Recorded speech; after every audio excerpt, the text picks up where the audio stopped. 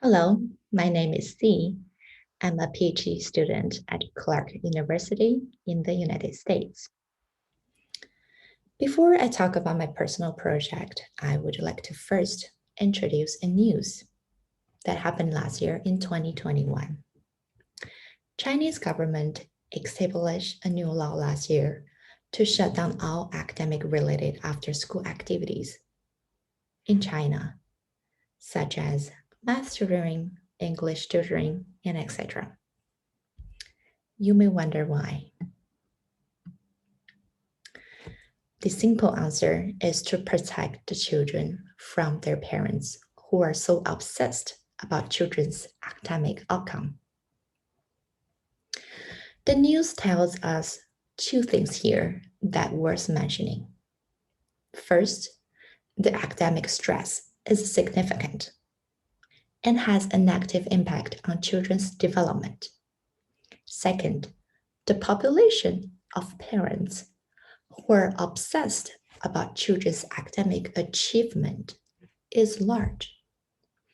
And the population of children who suffer from this academic stress is large.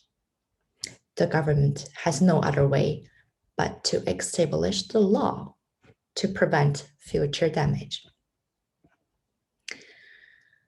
Now let's come back to my topic.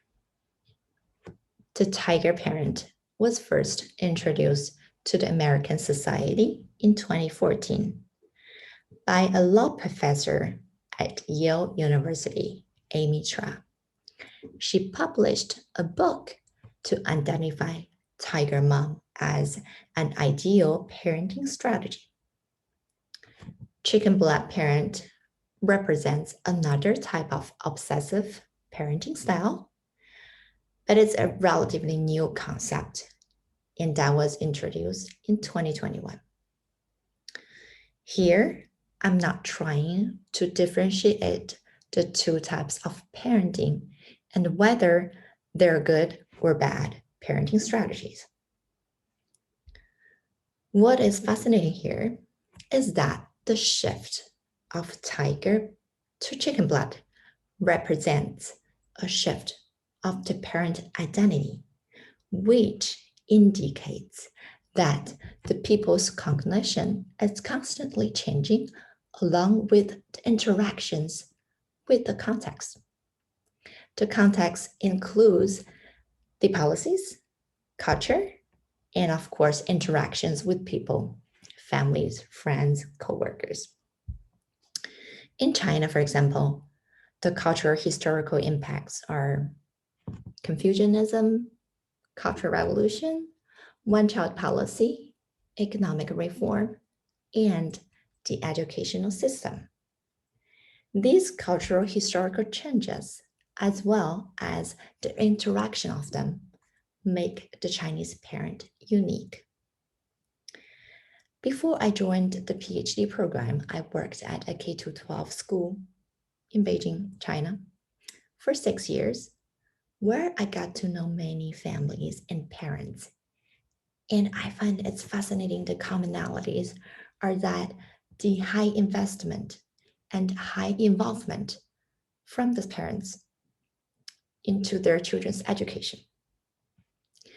I will be using qualitative interviews to develop a conversation with those Chinese mothers and therefore provide in-depth understanding of their mother's identity, how they make sense of themselves, and to understand how they do what they do and why. Through the conversation, I will identify their positions in 3 levels. First, in relation to others, their mothers, their husband, their friends, children, or mother-in-law. Second, in relation to their own past, their present, and their future to identify the changes. Third, in relation to the agency, how much they claim they have in the family decision-making process or not have. this is about my project. Thank you for watching. I'm looking forward to having the discussion with you.